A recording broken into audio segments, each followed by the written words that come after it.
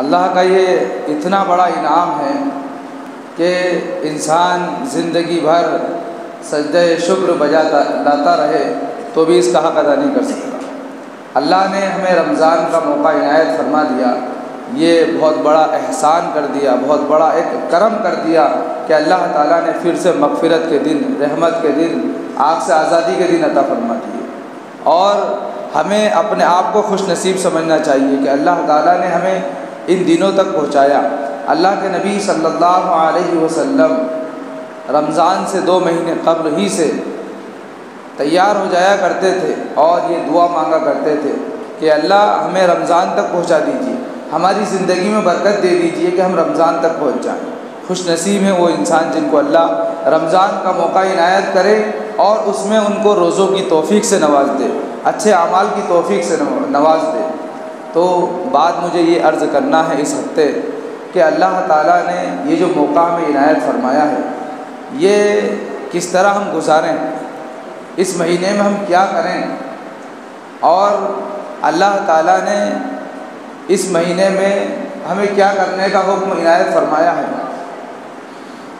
اللہ کے نبی صلی اللہ علیہ وسلم کی زندگی سے، صحابہ کرام کی زندگی سے اور بزرگان دین کی زندگی سے ہمیں یہ سبق ملتا ہے کہ یہ مہینہ ایک ایک منٹ، ایک ایک لمحہ انسان کو جو ہے بیدار مغزی کے ساتھ اور چست و چالاکی کے ساتھ گزارنا چاہیے۔ ایک منٹ بھی، ایک لمحہ بھی انسان کا غفلت میں نہیں گزرنا چاہیے۔ یہ معمول رہا اللہ کے نبی صلی اللہ علیہ وسلم کا۔ حضرت عائشہ رضی اللہ تعالیٰ عنہ فرماتی ہیں کہ نبی اکرم صلی اللہ علیہ وسلم رمضان کے مہینے میں اپنی عبادتوں کو بڑھا دیا کرتے تھے، دن میں روزہ رکھتے تھے اور اس کے ساتھ میں دیگر نفلی عبادتیں کیا کرتے تھے، قرآن کی تلاوتیں کیا کرتے تھے۔ قرآن کی تلاوت کرنا اور ذکر و اذکار کرنا، اسی طرح دینی مسائل کو بیان کرنا، دینی مسائل کو سمجھانا، یہ حضور صلی اللہ علیہ وسلم کا دن کا مشغلہ ہوا کرتا تھا۔ اور رات کے اندر حضور اکرم صلی اللہ علیہ وسلم لمبی لمبی رکعتیں پڑھا کرتے تھے، لمبا لمبا قیام کیا کرتے تھے، یہاں تک کہ آپ کے پیروں پر ورم آ جاتا تھا، اور اس ورم آ جانے کی وجہ سے آپ کے پیر پھٹنے کے قریب ہو جاتے تھے، اتنی لمبی نمازیں آپ پڑھا کرتے تھے۔ آپ نے واقعہ سنے ہوں گے کہ ایک صحابی کے دل میں خیال آیا کہ میں بھی نبی کے پیچھے نماز پڑھوں، تو انہوں نے نیت باندھ لی۔ اور نفلی نماز کے بارے میں یہ ہے کہ اگر کوئی انسان اپنی نماز پڑھ رہا ہے تو دوسرا چاہے تو اس کے پیچھے نیت باندھ سکتا ہے، نفلی نماز میں اجازت ہے، لیکن اس کے علاوہ جو دیگر نمازیں ہیں اس میں نیت کا ہونا ضروری ہے۔ جس طرح آپ نیت کرتے ہیں کہ میں نماز پڑھ رہا ہوں اس امام کے پیچھے، اسی طرح امام کو بھی نیت کرنا ضروری ہے کہ میں فلاں ان سب کو نماز پڑھا رہا ہوں، ان لوگوں کو نماز پڑھا رہا ہوں۔ اب میں نے مردوں کی نیت کی ہے، اگر پیچھے سے کوئی عورت آ کر نیت باندھ لے کہ پیچھے اس امام کے میں بھی نماز پڑھ رہی ہوں تو اس کی نماز نہیں ہوگی، اس لیے کہ اس نے تو نیت کر لی لیکن میں نے نیت نہیں کی کسی مستورات کو پڑھانے کی۔ تو لیکن نفلی نماز میں اجازت ہے، امام نیت کرے یا نہ کرے مقتدی نیت باندھ سکتا ہے پیچھے۔ اور نبی اکرم صلی اللہ علیہ وسلم اس طرح سے قرآن نہیں پڑھا کرتے تھے جس طرح سے آج کے دور میں لوگ پڑھ رہے ہیں، کہ اگر کوئی انسان اپنی نفلی عبادت کر رہا ہے، نفلی نماز پڑھ رہا ہے تو وہ اس طرح سے قرآن پڑھتا ہے کہ اس کے ہونٹ بھی نہیں ہلتے۔ میں نے اکثر لوگوں کو دیکھا کہ ہونٹ تک نہیں ہل رہے ہیں اس طرح قرآن پڑھ رہے ہیں۔ بھلا اس طرح ان کی نماز کیسے ہو سکتی ہے؟ کم سے کم انسان ہونٹ تو ہلائے۔ حالانکہ پڑھنے کا درجہ تو یہ ہے کہ انسان اتنی آہستہ پڑھے، اتنی دھیری آواز سے پڑھے کہ اس کے خود کان سن لیں۔ تو نبی اکرم صلی اللہ علیہ وسلم اس طرح پڑھا کرتے تھے تو پیچھے والوں کو بھی آواز سنا جایا کرتی تھی، تنہائی کا موقع ہوتا تھا تو صحابہ کرام مقابلہ کیا کرتے تھے، تنافس کیا کرتے تھے کہ ایک دوسرے سے کس طرح نیکیوں میں بڑھ جائیں۔ تو صحابی نے نبی کے پیچھے نیت باندھ لی، آپ نے ایک سورت مکمل کی، سورہ بقرہ جو 2.5 پارے کی سورت ہے، رکوع نہیں کیا، آپ نے 2.5 پارہ پڑھ دیا، ایک رکعت میں رکوع نہیں کیا۔ ان صحابی نے سوچا کہ ہو سکتا ہے کہ پارہ مکمل کر کے رکوع کریں، آپ نے سورہ آل عمران مکمل کر لی۔ انہوں نے رکوع نہیں کیا، سوچا کہ ہو سکتا ہے اب سورہ نساء مکمل کر کے رکوع کریں گے، لیکن جب انہوں نے سورہ نساء میں بھی جو ہے رکوع نہیں کیا، صحابی سے ہمت نہیں ہوئی، پھر وہ نیت توڑ کے چلے گئے، جس طرح کہ آپ لوگ جاتے ہو۔ لیکن آپ لوگ پاؤ پارے میں ہی چلے جاتے ہو، ایک دو صفحے میں ہی چلے جاتے ہو، تو 5 پارے 5.5 پارے نبی اکرم صلی اللہ علیہ وسلم نے ایک رکعت میں تلاوت کر دی۔ اس طرح سے نبی اکرم صلی اللہ علیہ وسلم کا انفرادی عمل تھا کہ وہ رات میں قیام کو بڑھا دیا کرتے تھے، جبکہ ابھی تراویح کا عمل شروع نہیں ہوا تھا۔ تراویح کا یہ جو عمل جس طرح ہم کر رہے ہیں، یہ تو حضرت عمر رضی اللہ تعالیٰ عنہ کے دور میں شروع ہوا۔ نبی اکرم صلی اللہ علیہ وسلم تو اپنی خود نفلی عبادت کیا کرتے تھے اور لمبے لمبے قیام کیا کرتے تھے، یہ آپ کا مشغلہ تھا رمضان کے اندر۔ اور دیگر احادیث جو حضرت عائشہ رضی اللہ تعالیٰ عنہ سے مروی ہیں، ان سے اس کی تائید ہوتی ہے۔ عام طور پر آپ گھر کے اندر عبادت کیا کرتے تھے، نفلی عبادت، لیکن آپ نے ایک موقع پر مسجد کے اندر نیت باندھ لی۔ جو لوگ مسجد میں موجود تھے انہوں نے بھی آپ کے ساتھ نیت باندھ لی اور قرآن کی تلاوت شروع کر دی، یعنی گویا کہ تراویح کی نماز شروع کر دی۔ کچھ کم مجمع تھا۔ دوسرے دن لوگوں کو پتہ چلا کہ گزشتہ کل نبی کے ساتھ کچھ لوگوں نے نماز پڑھی ہے، تو اب مجمع زیادہ ہو گیا، تو آپ نے پھر قرآن کی تلاوت کی۔ پھر تیسرے دن کچھ لوگوں کو پتہ چلا کہ 2 دن سے کچھ لوگ نماز پڑھ رہے ہیں اور بڑی ایک جماعت نماز پڑھ رہی ہے نبی کے ساتھ میں، تو مجمع تیسرے دن اور زیادہ تھا۔ جب نبی اکرم صلی اللہ علیہ وسلم نے صحابہ کرام کی یہ رغبت اور دلچسپی دیکھی کہ اگر میں پڑھتا رہا تو پھر یہ لوگ اور زیادہ بڑھ جائیں گے، تو کہیں ایسا نہ ہو کہ یہ تراویح کی نماز میری امت پر فرض نہ ہو جائے، اس لیے آپ نے پھر 3 دن کے بعد اس کو بند کر دیا۔ حالانکہ نبی کی منشا یہ تھی کہ پورے مہینے اس کو پڑھوں، لیکن اس کے علاوہ نبی اکرم صلی اللہ علیہ وسلم اپنے گھر میں انفرادی اپنی نماز پڑھا کرتے تھے۔ میں نے آپ کو بتایا تھا کہ آپ جب قیام سے سجدے میں جاتے تھے تو حضرت عائشہ رضی اللہ تعالیٰ عنہ کے پیر پر ہاتھ لگاتے تھے، جس سے وہ اپنے پیروں کو سمیٹ لیا کرتی تھی، اس لیے کہ کمرہ اتنا چھوٹا تھا کہ ایک طرف سر لگ رہا ہوتا تھا، دوسری طرف پیر لگ رہے ہوتے تھے، تو آپ قیام کرتے تھے کھڑے ہو کر، جب سجدے میں جاتے تو وہ پیر سمیٹ لیتی۔ پوچھا کہ آپ کے جو بھانجے تھے حضرت عبداللہ رضی اللہ تعالیٰ عنہ نے کہ خالہ جان آپ پہلے سے پیر کیوں نہیں سمیٹ لیتی، تاکہ نبی کو یہ دقت نہ آتی ہے، مشقت نہ آتی کہ وہ آپ کے پیروں کو اپنے ہاتھوں سے ہٹائیں۔ تو آپ نے فرمایا میرے بھانجے کہ غربت کا یہ عالم تھا، تنگدستی کا یہ عالم تھا کہ ہمارے گھر میں چراغ نہیں ہوتا تھا جس سے مجھے پتہ چل سکے کہ آپ اب قیام سے سجدے میں آ رہے ہیں۔ غربت کا یہ عالم ہے، تنگدستی کا یہ عالم ہے، لیکن عبادتوں میں کتنا زیادہ اضافہ، کتنا زیادہ جو ہے لمبا قیام، کتنی زیادہ نمازوں کا اہتمام اور اس میں قرآن کی تلاوت۔ بہرحال بات یہاں چل رہی تھی کہ پھر 3 دن بعد نبی نے جو ہے اس عمل کو بند کر دیا۔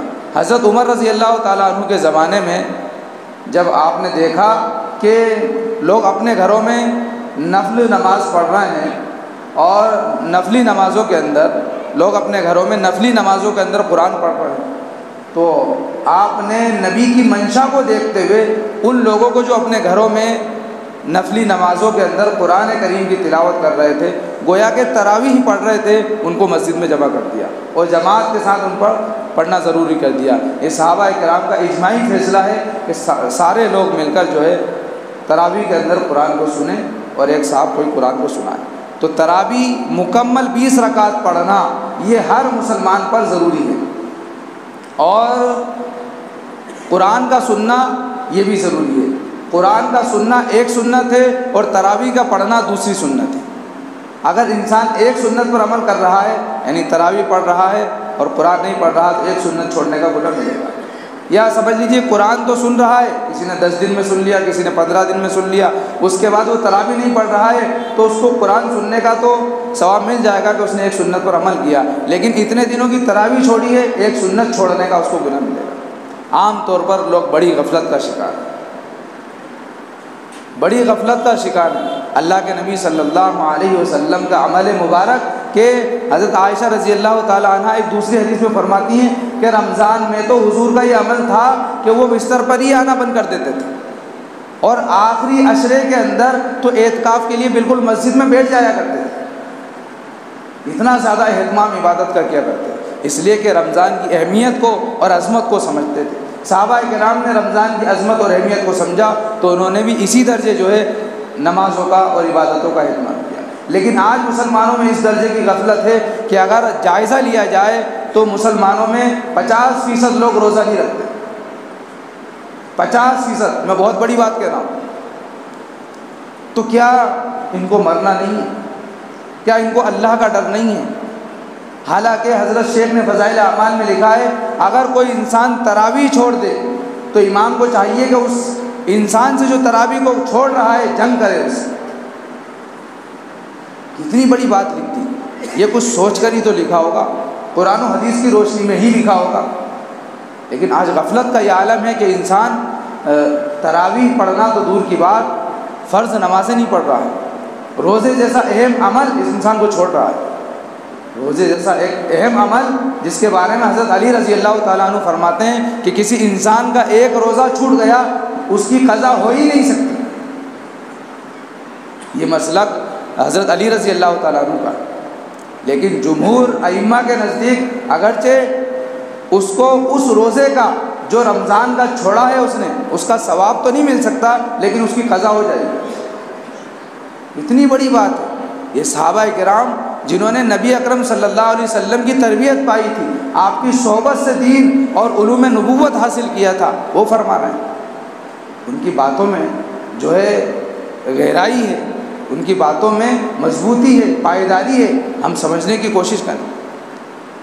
تراویح کا عمل میں نے بتایا تھا کہ اگر کوئی انسان تراویح کے اندر قرآن پڑھ رہا ہے یا سن رہا ہے، وہ قرآن کی حفاظت کا معاون بن رہا ہے، قرآن کی حفاظت کا ذریعہ بن رہا ہے، اس لیے کہ اللہ کے نبی صلی اللہ علیہ وسلم کی یہ منشا تھی کہ تراویح میں قرآن پڑھا جائے، اس لیے آپ نے 3 دن تک مسلسل تراویح میں قرآن پڑھا۔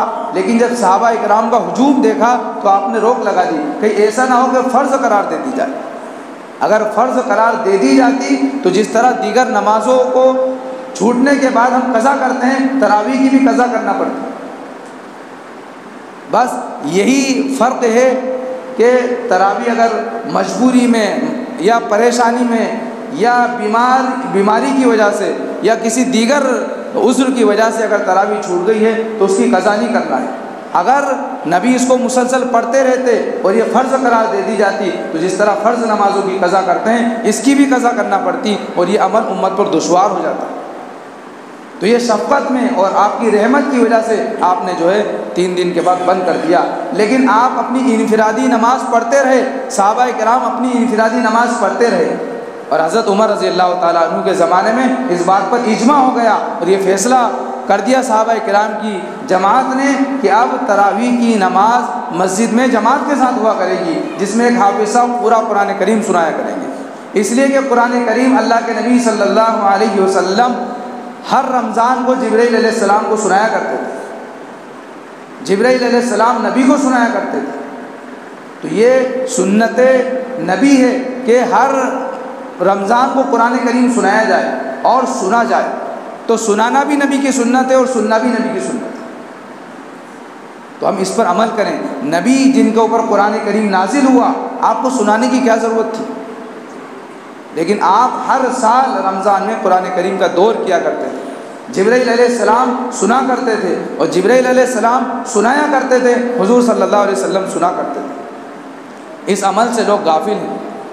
کچھ لوگ ہیں جو دیندار قسم کے سمجھے جاتے ہیں، وہ فرض نماز پڑھ کے بھاگ جاتے ہیں، اس لیے کہ وہ پورے سال تو پڑھتے نہیں ہیں، رمضان میں کچھ بیداری آتی ہے تو چلو نماز ہی پڑھ لو، تراویح چھوڑ لو۔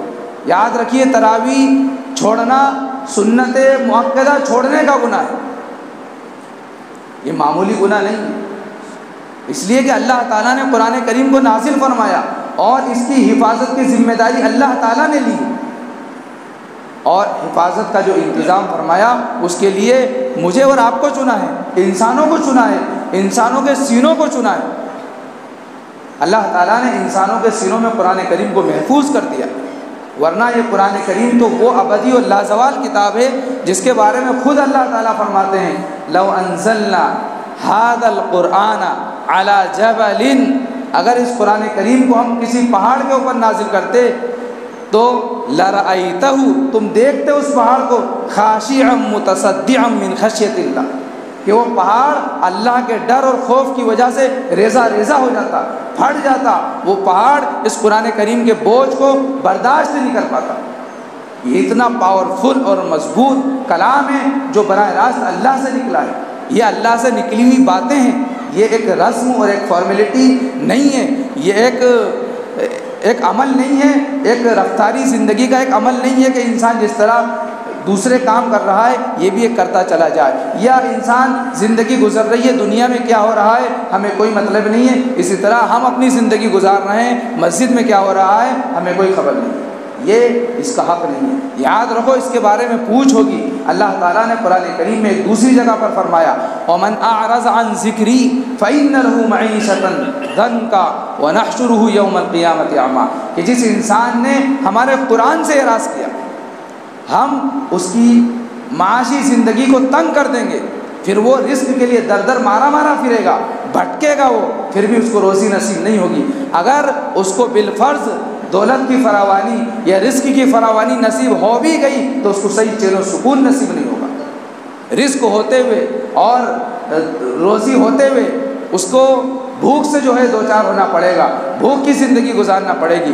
آپ لوگوں کا جائزہ لیجئے کہ جن لوگوں نے اس قرآن کریم کا جو ہے حق ادا نہیں کیا، قرآن کریم سے اعراض کیا اور اس کے بیان پر اور اس کے پڑھنے پر اور اس کے سننے پر جو ہے عمل نہیں کیا، ان کی زندگیوں کو دیکھ لیجئے کہ کسی پر جو ہے گوشت کی پابندی ہے کہ گوشت نہیں کھا سکتا، دال ہی سے زندگی گزارنا ہے، کسی کو یہ پابندی لگا دی ہے کہ نہیں تمہیں 24 گھنٹے میں ایک مرتبہ کھانا کھانا ہے اور صرف اتنا کھانا ہے اور اتنی دیر تک تمہیں دوڑ لگانا ہے۔ یہ پابندیاں جو ہے لگا دی گئی ہیں، یہ اللہ کی طرف سے فیصلے ہوتے ہیں جو انسان کے اوپر نافذ کیے جاتے ہیں، ہمیں محسوس نہیں ہو رہا ہو لیکن یہ فیصلے اللہ کی طرف سے ہیں، اس لیے کہ ہم بارہا سنتے ہوئے آئے ہیں کہ اللہ کی لاٹھی میں آواز نہیں ہوتی، تو اللہ کی لاٹھی کی آواز سنائی نہیں دے گی ہمیں، اگر ہم غور کریں گے تو ہم محسوس کر سکتے ہیں کہ یہ ہمارے اعمالوں کا نتیجہ ہے۔ آج حالات جو بگڑے ہوئے ہیں یہ ہمارے اعمال کی بدولت بگڑے ہوئے ہیں، اس لیے کہ ہم نے رمضان کو عام مہینوں کی طرح سمجھ رکھا ہے، اتنی غفلت کہ ہم اس مہینے میں جو اعمال اللہ کے نبی صلی اللہ علیہ وسلم نے کیے ہیں اس کی طرف بالکل توجہ نہ دیں۔ اللہ تعالیٰ نے اتنی شد و مت کے ساتھ اور اتنی سختی کے ساتھ اس مہینے کے بارے میں جو ہے حکم نازل فرمایا، ہم اس کے اوپر بالکل توجہ نہیں دینے۔ کیا فرما رہے ہیں اللہ تعالیٰ کہ روزہ میرے لیے ہے اور اس کا بدلہ تو میں خود ہوں، یعنی جو انسان روزہ رکھتا ہے اللہ تعالیٰ اس کو ملتا ہے، اللہ کی رضا اس کو ملتی ہے۔ بتائیے اللہ تعالیٰ جس انسان کو مل جائے کیا اس کو کوئی پریشانی لاحق ہو سکتی ہے؟ کیا وہ کسی مصیبت کا شکار ہو سکتا ہے؟ لیکن پھر بھی ہماری توجہ اس کی طرف نہیں ہوتی، تو آخر کیا وجہ ہے، کیا اسباب ہیں جس کی وجہ سے ہم اس درجے غفلت میں مبتلا ہیں اور اتنے مبارک مہینے کو ناقدری کے ساتھ گزار رہے ہیں؟ کیا صحابہ کرام کے بیوی بچے نہیں تھے؟ کیا صحابہ کرام روزی نہیں کماتے تھے؟ کیا وہ تجارت نہیں کرتے تھے؟ کیا وہ مزدوری نہیں کیا کرتے تھے؟ وہ سارے کام کیا کرتے تھے، لیکن اس کے باوجود وہ روزہ رکھا کرتے تھے، وہ دیگر عبادتیں اور دیگر اعمال کیا کرتے تھے، اس مہینے کا پورا حق ادا کیا کرتے تھے۔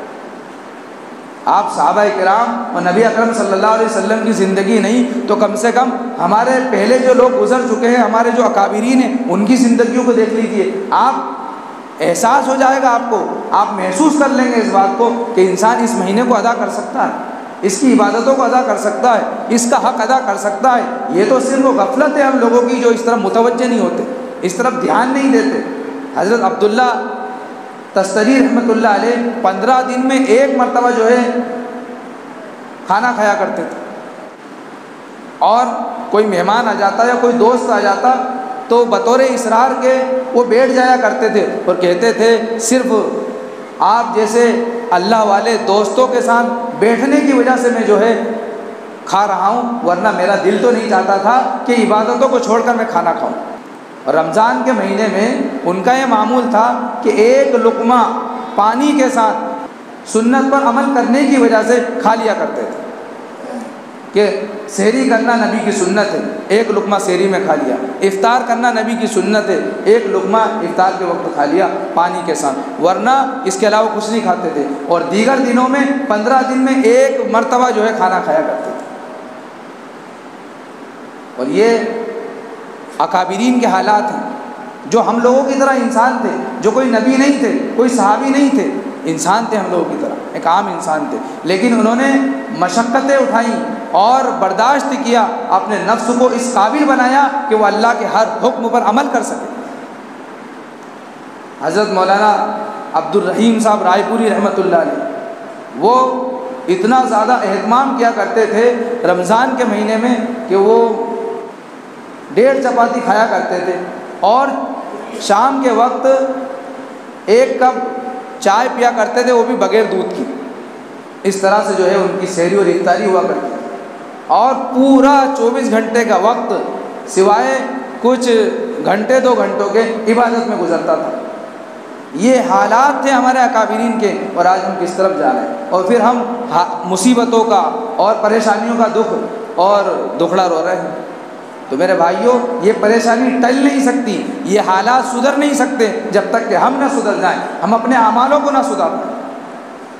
اللہ کے نبی صلی اللہ علیہ وسلم کی زندگی کو دیکھتے ہوئے، صحابہ کرام کی زندگی کو دیکھتے ہوئے، بزرگان دین کا سب سے پہلا یہ عمل تھا، اور امت کو اس بات کی تعلیم دیا کرتے تھے کہ اپنی نگاہ کی حفاظت رکھو۔ بزرگوں نے اس بات کی تعلیم دی ہے کہ اپنی نگاہ کی حفاظت رکھو، اور یہاں تک کہ اپنی بیوی کے اوپر بھی شہوت کی نگاہ نہ پڑے۔ بتائیے باپ، کتنی سختی کے ساتھ اس بات کو کہا جا رہا ہے، اپنی بیوی پر بھی شہوت کی نظر نہ پڑے، اور ہر ایسی جگہ جو اللہ کی یاد سے غافل کر دے انسان کی نگاہ نہیں پڑنا چاہیے، یہ حق ہے اس مہینے کا۔ اور یوں تو ہر حال میں، وہ رمضان کا مہینہ ہو یا رمضان کا مہینہ نہ ہو، غیر محرم کو دیکھنا ناجائز ہے، حرام ہے، بہت بڑا گناہ ہے، گناہ کبیرہ ہے، یہ آنکھوں کا زنا ہے۔ افسوس ہے ایسے مسلمانوں پر کہ جو حلال چیزوں کو چھوڑ دیتے ہیں، روٹی کھانا، پانی پینا، یہ حلال چیزیں ہیں، ہم ان کو چھوڑ دیتے ہیں، لیکن کسی کو بری نظر سے دیکھنا، یہ حرام پہلے بھی تھا، اب اور زیادہ حرام ہے، اس کو نہیں چھوڑتے۔ کوئی ایسے نہیں دیکھ رہا ہے تو موبائل میں دیکھ رہا ہے۔ تو سب سے پہلی چیز کہ ہم اپنی نگاہوں کی حفاظت کریں، اس سے نورانیت ختم ہو جاتی ہے۔ گناہ تو یہ ہر حال میں ہے، لیکن رمضان میں اس کا گناہ بڑھ جاتا ہے۔ اسی طرح ہم اپنے زبان کی حفاظت کریں کہ جس طرح آنکھوں سے غلط چیز کو دیکھنا غلط ہے، اسی طرح زبان سے کسی چیز کو کہنا غلط ہے۔ اللہ کے نبی صلی اللہ علیہ وسلم کے زمانے میں 2 عورتوں کے بارے میں یہ معاملہ آیا کہ ان کو بہت زیادہ شدید روزہ لگ رہا ہے، یہاں تک کہ وہ مرنے کے قریب ہو گئی ہیں۔ آپ نے کہا یہ پیالے لے جاؤ اور ان سے کہو کہ اس میں الٹی کریں، کہ کریں۔ جب وہ پیالے میں دیکھا تو گوشت کے ٹکڑے پڑے ہوئے تھے۔ لوگوں کو حیرانی ہوئی کہ انہوں نے تو جو ہے گوشت کھایا نہیں تھا، پھر یہ گوشت کے ٹکڑے کیسے؟ تو کہا انہوں نے حلال روزی کھائی تھی، اور حلال روزی کھا کر سحری کر کے روزہ رکھا تھا، اور حرام روزی سے انہوں نے افطار کر لیا۔ اس لیے کہ جو انسان غیبت کرتا ہے وہ اپنے مردار بھائی کا گوشت کھاتا ہے۔ کتنا سخت گناہ ہے۔ اللہ کے نبی صلی اللہ علیہ وسلم کے ذریعے اللہ نے یہ معجزہ دکھلا کر بتلا دیا کہ غیبت کرنے سے انسان بہت زیادہ اللہ کی رحمت سے دور ہو جاتا ہے۔ غیبت کرنے کا گناہ اپنے مردار بھائی کے گوشت کھانے سے بڑا گناہ ہے۔ یہاں تک کہ اللہ کے نبی صلی اللہ علیہ وسلم کی ایک طویل حدیث جس میں آپ نے فرمایا کہ سود کے 70 باب ہیں، اور سب سے ہلکا اور ادنا باب اور ادنا درجہ یہ ہے کہ انسان اپنی ماں سے زنا کرے، اور 1 درہم سود کا وبال 35 مرتبہ زنا کرنے کے برابر ہے۔ اور خوب یاد رکھو کہ کسی مسلمان کی آبرو ریزی کرنا، کسی مسلمان کی عزت کو اچھالنا، یہ زنا سے بھی زیادہ سخت گناہ ہے۔ آپ اندازہ نہیں لگا سکتے، یہ شریعت ہے اگر آج ہم اس شریعت پر عمل کر رہے ہوتے تو باطل طاقتوں کو اور طاغوتی لشکروں کو اور دشمن طاقتوں کو یہ موقع نہیں ملتا کہ وہ نبی اکرم صلی اللہ علیہ وسلم کی شان میں گستاخی کریں۔ یہ ہمارا طرز عمل ہے جو ہمارے نبی کے اوپر آواز اٹھانے پر لوگوں کو مجبور کر رہا ہے۔ ہمارا عمل اور ہماری زندگی کا طرز یہ ہونا چاہیے کہ دیکھنے والا رشک کرے کہ مسلمان اتنے اچھے ہوتے ہیں، جب یہ اتنے اچھے ہیں تو ان کے پیغمبر کتنے اچھے ہوں گے۔ وہ مجبور ہو جائے تعریف کرنے پر، وہ مجبور ہو جائے اس بات پر کہ وہ آپ کا کلمہ پڑھے۔ اسی طرح اپنے کانوں کی حفاظت کرنا ضروری ہے۔ جس طرح غیبت کرنا گناہ ہے، اسی طرح سننا بھی گناہ ہے، دونوں برابر گناہ میں شریک ہیں۔ اسی طرح جسم کا ہر وہ حصہ ناجائز چیز کو پکڑنے سے یا کسی بھی طرح سے اس میں انوالو ہونے سے روکنا یہ انسان کے اوپر، روزے دار کے اوپر ضروری ہے۔ جسم کے ہر حصے کو ناجائز چیزوں سے روکنا یہ ہر روزے دار پر ضروری ہے۔ یوں تو ہر حال میں ضروری ہے، رمضان میں اس کا وبال اور زیادہ بڑھ جاتا ہے اور اس کا ثواب بھی اتنا ہی بڑھ جاتا ہے۔ اسی طرح پانچویں چیز کہ انسان حلال مال سے کھانا کھائے، سحری کرے، افطار کرے، یہ رات میں کھانا کھائے، لیکن اتنا نہ کھائے کہ پیٹ اس کا شکم سیر ہو جائے، یعنی جو دن بھر بھوکا رہا تھا اب اس کو اس کمی کو پورا کرنے کے لیے خوب پیٹ بھر کے کھا لیا تو روزے کا جو مقصد تھا وہ ختم ہو جائے گا۔ یا اتنی زیادہ سحری کر لی کہ دن بھر بھوک ہی نہیں لگ رہی ہے تو جو روزے کا مقصد تھا وہ ختم ہو جائے گا۔ حالانکہ حلال مال سے کھایا ہے لیکن زیادہ کھا لیا، اب روزے کا مقصد ختم ہو گیا۔ اس لیے اتنا زیادہ بھی نہ کھائے کہ روزے کا مقصد ختم ہو جائے، بہت کم کھائے، بہت کم۔ اسی طرح اللہ کے علاوہ کسی انسان کی طرف یا کسی بھی چیز کی طرف دل ذرا بھی متوجہ نہ ہو۔ اگر اللہ کے علاوہ کسی اور کی طرف ہمارا دل متوجہ ہو گیا تو گویا کہ رمضان کو جو اللہ تعالیٰ نے فرمایا کہ میرا مہینہ ہے، روزہ میرے لیے ہے، اس کا بدلہ میں خود دوں گا یا میں خود اس کا بدلہ ہوں، اس کا حق ادا انسان نہیں کر پائے گا، جس کی وجہ سے گنہگار ہوگا اور روزے کے حق ادا کرنے میں کمی ہوگی۔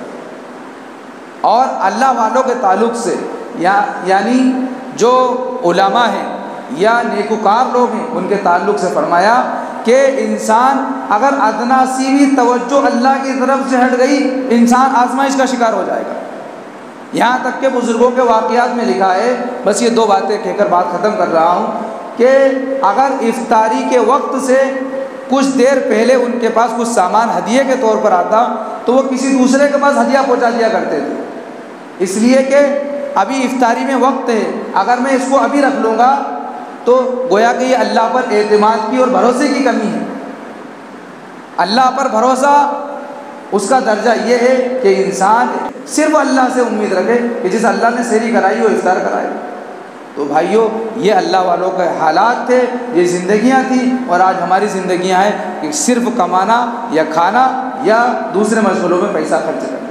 یہ نہ تو رمضان کا حق ہے نہ زندگی کا حق ہے، یہ اپنی زندگی پر، اپنی جانوں پر اور اپنی اولادوں پر، اپنے معاشرے پر، اپنی شریعت پر، اپنے دین پر ظلم ہے، جس کی سزا انسان کو دنیا میں بھی بھگتنا ہے، مرنے کے بعد بھی بھگتنا ہے، جس کا نظارہ آج پوری دنیا میں آپ کر سکتے ہیں۔ جن لوگوں نے پامالی کی ہے اللہ کے حق کی، اللہ کے دین کی، آج پوری دنیا میں ہم دیکھ لیں کس طرح سے پریشان ہو رہے ہیں، کس طرح سے ہم جو ہے مصیبتوں کا شکار ہیں۔ اگر انسان کھلم کھلا گناہ کرتا ہے اللہ کا عذاب کھلم کھلا آتا ہے۔ لوگوں نے کھلم کھلا گناہ کیے ہیں، بے حیائی کھلم کھلا ہو رہی ہے۔ پہلے لباس ٹائٹ پہنا جاتا تھا تو ایب لگایا جاتا تھا، آج جو ہے لباس آدھا ہو چکا ہے، انسان کی حیا بالکل مر چکی ہے، شرم اس کی حس ختم ہو چکی ہے۔ باپ اپنی بیٹی کو آدھے لباس میں دیکھ کر فخر کر رہا ہے کہ بیٹی کتنی اچھی لگ رہی ہے،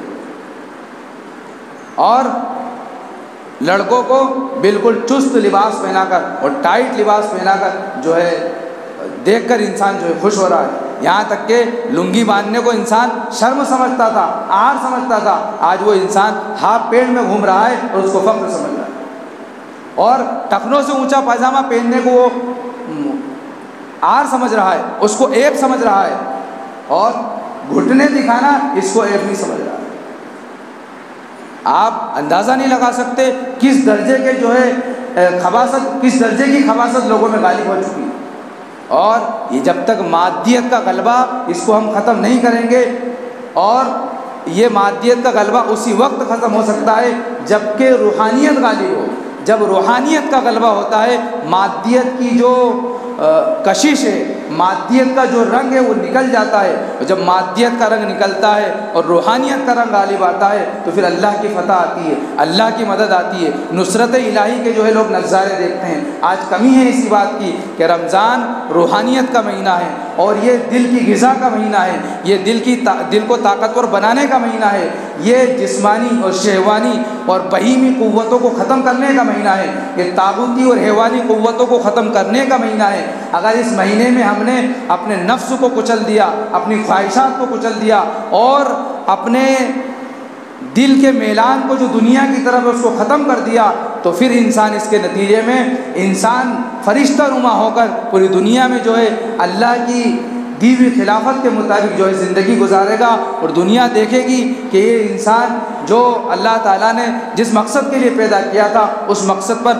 اب یہ جا کر پہنچا ہے۔ جیسا کہ نظام صحابہ کرام کے دور میں قائم ہوا تھا وہ ہر دور میں قائم ہو سکتا ہے اور قیامت سے پہلے ہوگا، جس کی بشارت نبی اکرم صلی اللہ علیہ وسلم نے دی ہے۔ اس لیے ضروری ہے کہ ہم اپنے اعمال کو سدھاریں، اپنی زندگیوں کا رخ بدلیں اور اپنی اولادوں کی، اپنے بچوں کی تربیت کریں، معاشرے کے ہر ایک فرد کی تربیت کریں۔ ایک بات میرے ذہن میں آگے چلتے چلتے عرض کر دوں، ایک اللہ والے جا رہے تھے، امام غزالی رحمۃ اللہ علیہ نے احیاء العلوم میں اس بات کو نقل کیا ہے کہ ایک اللہ والے راستے سے جا رہے تھے، دیکھا کہ ایک شخص کھڑے ہو کر پیشاب کر رہا،